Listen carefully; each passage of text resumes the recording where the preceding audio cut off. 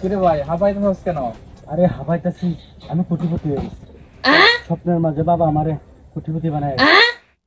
কিরে তুই কোটিপতি হয়ে গেছিস, তো দাদার বিচি বিক্রি করলি নাকি?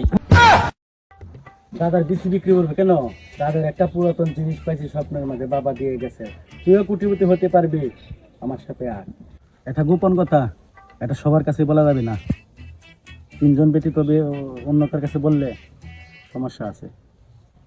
এই ভাই বল না, আমার সাথে বল। আমার সাথে না বলে কার সাথে বলবি? বল আমার সাথে। তুই আমার বন্ধু না, বল। না না না না না, এটা বলা যাবে না। সব কথা বলবো, কিন্তু এই কথাটা বলবো না আমি। আরে ভাই ক, তুই ক।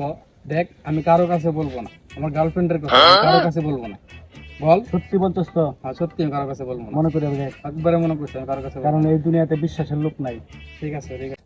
তাহলে শুন, আমি বলি, আমার দাদার গুপ্তধন পেয়েছে স্বপ্নের মাঝে। নেক্সট কারো কাছে বলিস না।